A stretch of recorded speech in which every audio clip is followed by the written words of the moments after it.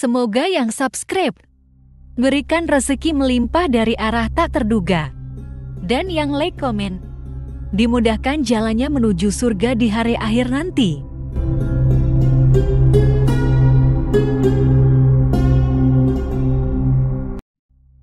Suatu hari, saat kota Madinah sedang dalam suasana aman dan tenang, terlihat dari tempat ketinggian di pinggir kota, debu tebal yang mengepul ke udara. Debu itu semakin meninggi, bergumpal-gumpal hingga hampir menutup angkasa.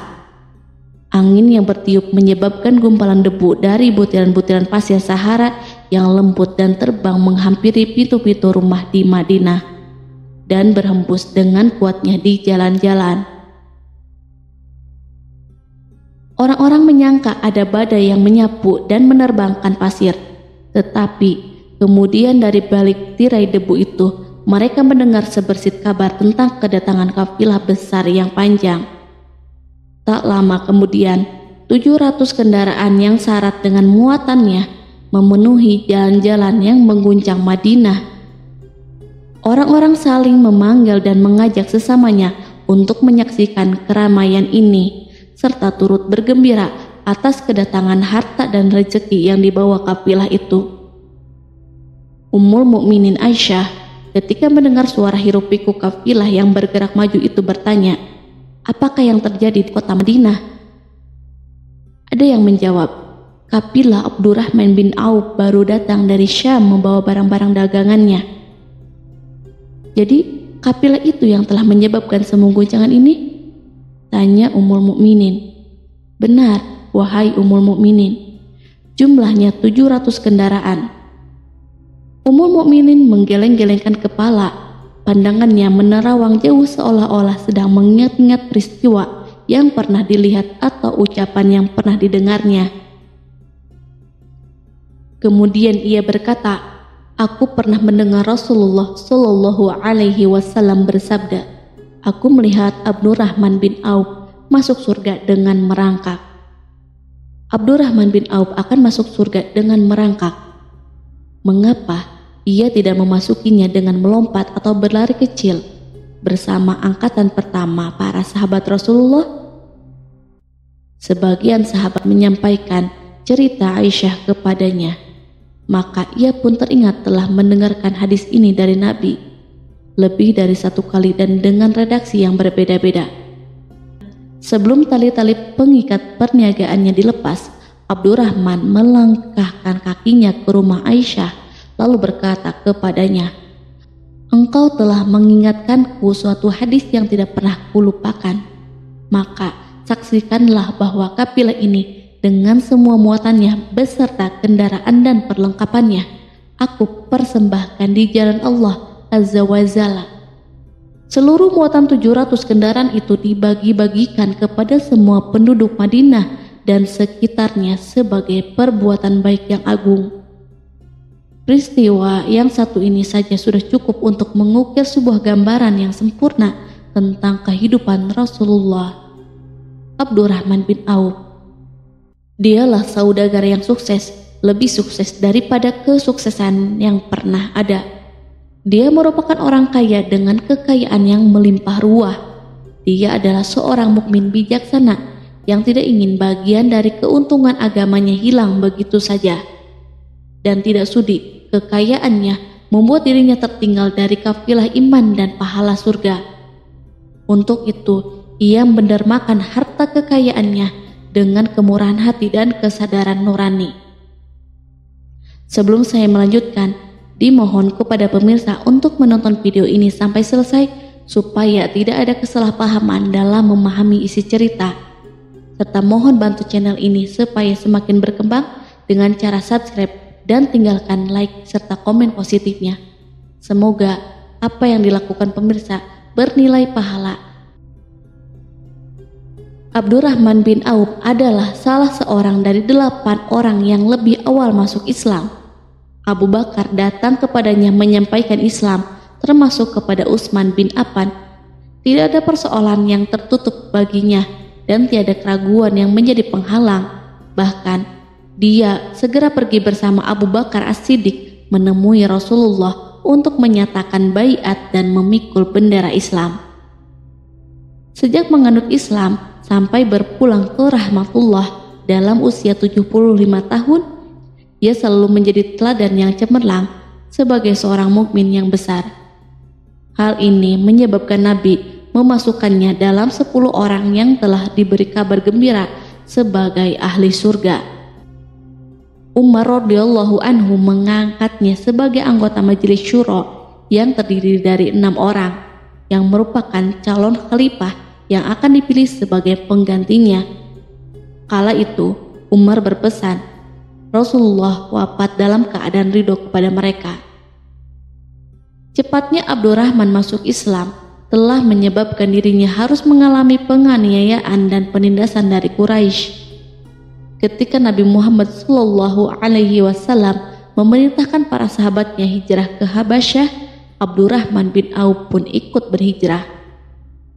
Ia kemudian kembali lagi ke Mekah, lalu hijrah untuk kali kedua ke Habasyah, dan selanjutnya hijrah ke Madinah. Ia ikut bertempur di Perang Badar, Uhud, dan peperangan-peperangan lainnya.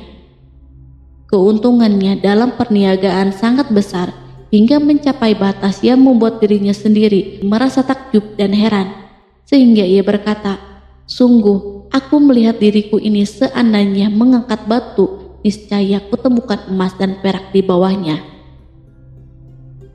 Perniagaan Abdurrahman bin Auf bukanlah jenis perdagangan yang tercela maupun monopoli. Bahkan ia sendiri bukanlah orang yang berlomba-lomba untuk mengumpulkan harta atas dorongan agar menjadi orang kaya.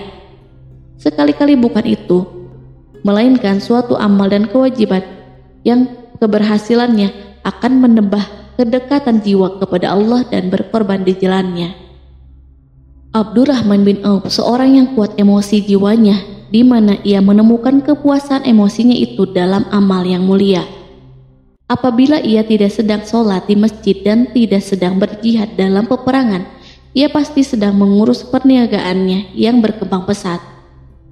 Sehingga kapilah-kapilahnya dari Mesir dan Syria membawa ke Madinah barang-barang muatan yang dapat memenuhi kebutuhan seluruh jazirah Arab, baik pakaian maupun makanan.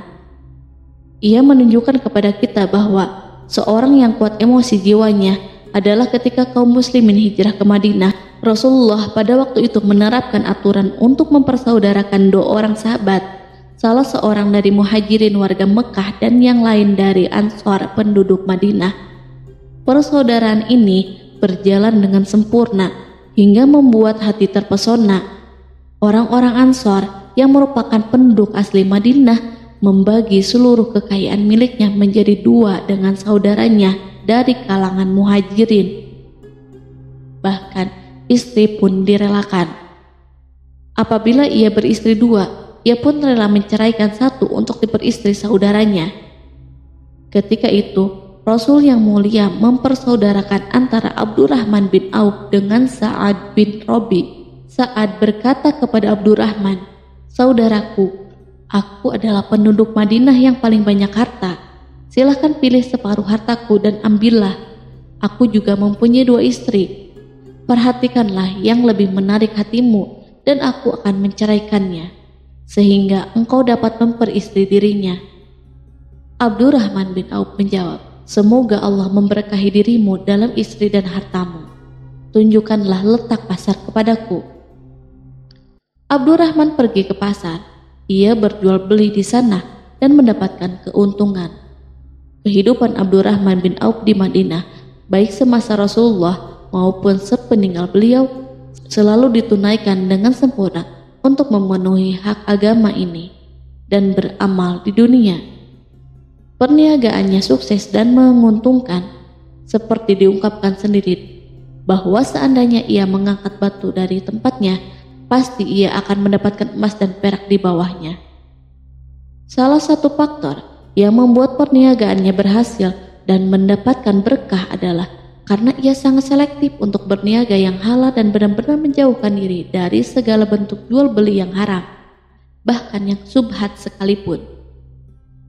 Selain itu, faktor yang menambah kejayaan dan keberkahannya adalah labanya yang bukan untuk Abdurrahman bin Auf sendiri, melainkan di dalamnya terdapat bagian Allah yang ia penuhi dengan baik. Ia menggunakan hartanya untuk memperkokoh hubungan kekeluargaan dan mengeratkan tali persaudaraan, serta menyediakan perlengkapan yang diperlukan tentara Islam. Bila total perniagaan dan kekayaan yang lainnya ditambah keuntungan yang diperolehnya dihitung, jumlah kekayaan Abdurrahman bin Auf itu dapat diperkirakan dengan memperhatikan jumlah yang dibelanjakan di jalan Allah. Suatu hari ia mendengar Rasulullah bersabda, "Wahai Ibnu Auf, engkau termasuk golongan orang kaya dan engkau akan masuk surga dengan merangkak. Karena itu, pinjamkanlah kekayaan itu kepada Allah agar Dia mempermudah langkahmu." Sejak ia mendengar nasihat Rasulullah ini dan menyediakan bagi Allah pinjaman yang baik, Allah justru semakin melipat gandakan kekayaannya hingga berlimpah ruah. Suatu hari, ia menjual tanah seharga 40.000 dinar. Kemudian uang itu dibagi-bagikan untuk semua keluarganya dari Bani Juhroh, untuk para istri Nabi, dan untuk kaum muslim yang miskin. Pada kesempatan lain, ia menyerahkan 500 ekor kuda untuk perlengkapan tentara Islam. Pada hari yang lain, ia menyerahkan 1.500 kendaraan unta. Menjelang wafat, ia mewasiatkan 50.000 dinar untuk diinfakkan di jalan Allah. Ia juga berwasiat bagi setiap orang yang ikut perang Badar dan masih hidup, masing-masing mendapat 400 dinar. Hingga Utsman bin Affan juga mengambil bagian dari wasiat itu, meskipun termasuk orang kaya. Ia berkata, harta Abdurrahman bin Auf halal lagi bersih, dan memakan harta itu membawa keselamatan dan keberkahan. Ibnu Auf adalah seorang yang mengendalikan hartanya, bukan dikendalikan oleh hartanya. Sebagai buktinya, ia tidak mau celaka dengan mengumpulkan dan tidak menyimpannya. Bahkan ia mengumpulkannya dengan tetap merendahkan hati dan dari jalan yang halal. Kemudian, harta itu tidak ia nikmati untuk kepentingannya sendiri, melainkan untuk dinikmati bersama keluarga, kerabat, rekan-rekan, dan masyarakat seluruhnya. Karena begitu luas pemberian serta bantuannya, ada yang mengatakan seluruh penduduk Madinah berserikat dengan Abdurrahman bin Auf pada hartanya. Sepertiga dipinjamkannya kepada mereka, sepertiga lagi dipergunakannya untuk membayar utang-utang mereka, dan sepertiga sisanya dibagi-bagikan kepada mereka. Harta kekayaan ini tidak akan pernah membuat kelegaan dan kesenangan pada dirinya selama ia belum menemukan jalan untuk membela agama dan membantu rekan-rekannya. Adapun untuk selain itu, ia selalu merasa khawatir terhadap kekayaannya. Suatu hari dihidangkan kepadanya makanan untuk berbuka, karena waktu itu sedang berpuasa. Ketika pandangannya tertuju pada hidangan tersebut, selera makannya pun bangkit. Namun ia justru menangis sambil berkata, "Mus'ab bin Umair telah gugur sebagai syahid, dan ia jauh lebih baik daripada aku. Ia hanya mendapatkan kapan sehelai kain yang jika ditutupkan ke kepalanya maka kelihatan kakinya, dan jika ditutupkan ke kedua kakinya terbukalah kepalanya. Demikianlah pula Hamzah yang jauh lebih baik daripada aku. Ia pun gugur syahid, dan saat akan dikuburkan hanya mendapatkan sehelai selendang. Dunia telah dihamparkan kepada kami seluas-luasnya, dan hasil sebanyak-banyaknya telah diberikan kepada kami. Sungguh, kami khawatir bila pahala kebaikan kami telah disegerakan balasannya di dunia." Pada peristiwa lain, sebagian sahabat berkumpul bersamanya menghadapi jamuan makan di rumahnya. Tak lama setelah makanan diletakkan di hadapan mereka, Abdurrahman menangis, sehingga rekan-rekannya bertanya, "Apa yang membuatmu menangis?" Ia pun menjawab, "Rasulullah telah wafat, dan semasa hidupnya beliau beserta keluarganya tidak pernah merasakan kenyang makan roti gandum. Apa harapan kita apabila dipanjangkan usia, tetapi tidak menambah kebaikan bagi kita. Demikianlah kekayaannya yang melimpah itu sedikit pun tidak membangkitkan kesombongan dan takabur dalam dirinya. Bahkan orang-orang mengatakan tentang dirinya, seandainya seorang asing yang belum pernah mengenalnya kebetulan melihatnya sedang duduk bersama budak-budaknya, niscaya ia tidak akan bisa membedakan di antara mereka. Tetapi bila seorang asing itu mengenal satu saja sisi jihad Ibnu Auf dan ujian yang dihadapinya, ia pasti langsung mengetahui siapa dia. Misalnya, ia mengetahui bahwa di badannya terdapat 20 bekas luka di perang Uhud dan bahwa salah satu dari bekas luka itu meninggalkan cacat pincang yang tidak sembuh-sembuh pada salah satu kakinya. Contoh lain, beberapa gigi serinya rontok di perang Uhud yang menyebabkan kecedalan yang jelas pada ucapannya.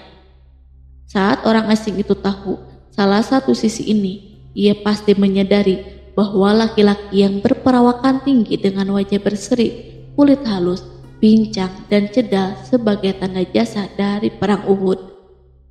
Itulah orang yang bernama Abdurrahman bin Auf. Semoga Allah ridho kepadanya dan ia pun ridho kepada Allah. Kita sudah terbiasa memperhatikan tabiat manusia bahwa harta kekayaan itu biasanya menyebabkan seseorang selalu gandrung untuk memiliki pengaruh guna melindungi kekayaan mereka dan melipat gandakan pengaruh itu. Selain untuk memuaskan nafsu demi kebanggaan dan kepuasan pribadi. Semua ini merupakan sifat yang bisa dibangkitkan oleh kekayaan. Tetapi bila kita melihat Abdurrahman bin Auf dengan kekayaan yang melimpah, kita akan menemukan manusia ajaib yang sanggup menguasai watak dasar manusia dalam bidang ini dan melangkahinya ke puncak ketinggian yang istimewa. Peristiwa itu terjadi ketika Umar bin Khattab hendak berpisah dengan rohnya yang suci dan memilih 6 orang di antara para sahabat Rasulullah agar mereka memilih salah seorang di antara mereka untuk menjadi khalifah yang baru. Pada waktu itu, semua jari menunjuk ke Ibnu Auf. Bahkan sebagian sahabat telah menegaskan bahwa dialah orang yang lebih berhak menjadi khalifah di antara 6 orang itu. Namun ia menjawab, "Demi Allah, seandainya diambilkan pisau lalu ditaruh ke atas leherku, kemudian kalian menusukkannya sampai tembus, itu lebih aku sukai daripada menerima jabatan tersebut." Demikianlah saat awal 6 orang terpilih itu mengadakan pertemuan untuk memilih salah seorang di antara mereka untuk menjadi khalifah yang akan menggantikan Al-Faruq, Umar bin Khattab. Abdurrahman bin Auf telah menyatakan kepada rekan-rekannya bahwa ia telah melepaskan haknya yang dilimpahkan Umar kepadanya sebagai salah seorang dari 6 calon yang akan dipilih menjadi khalifah. Dengan demikian, kewajiban mereka untuk melakukan pemilihan itu terbatas di antara mereka berlima saja. Sikap juhudnya terhadap pangkat jabatan ini dengan cepat telah menempatkan dirinya sebagai hakim di antara 5 orang tokoh terkemuka itu. Mereka menerima dengan senang hati agar Abdurrahman bin Auf menetapkan pilihan khalifah itu terhadap salah seorang di antara mereka berlima. Ali mengatakan, "Aku pernah mendengar Rasulullah menyipatimu bahwa engkau adalah orang yang dipercaya oleh penduduk langit dan dipercaya pula oleh penduduk bumi." Ibnu Auf akhirnya memilih Utsman bin Affan untuk jabatan khalifah dan yang lainnya pun menyetujui pilihannya. Itulah hakikat seorang laki-laki yang kaya raya dalam Islam. Apakah Anda telah memperhatikan bagaimana Islam telah mengangkat dirinya jauh di atas kekayaan dengan segala godaan dan penyesatannya itu, dan bagaimana ia menempa kepribadiannya dengan sebaik-baiknya? Pada tahun 32 Hijriah, tubuhnya berpisah dengan rohnya. Ummul Mukminin Aisyah ingin memberinya kemuliaan khusus yang tidak diberikan kepada orang lain, dengan memberikan usulan kepadanya ketika ia masih terbaring di ranjang menuju kematian agar bersedia dikuburkan di pekarangan rumahnya. berdekatan dengan Rasulullah, Abu Bakar, dan Umar. Namun, ia memang seorang muslim yang telah dididik Islam dengan sebaik-baiknya, sehingga merasa malu bila dirinya diangkat dan disandingkan dalam kedudukan tersebut. Selain itu, ia telah membuat janji dan ikrar yang kuat dengan Utsman bin Maz'un, yakni jika salah seorang di antara mereka meninggal sesudah yang lain, hendaklah ia dikuburkan di dekat sahabatnya itu.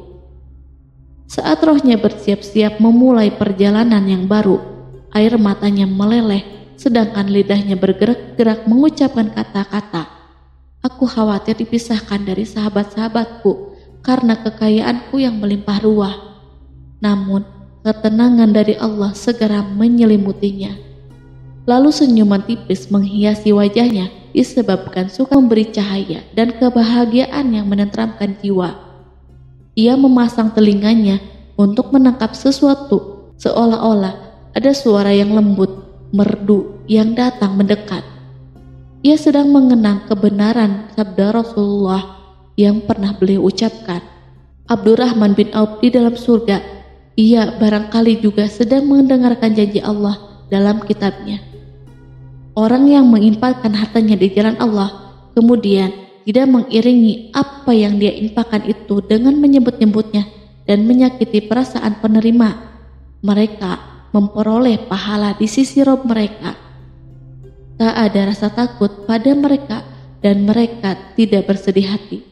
Quran Surat Al-Baqarah ayat 262.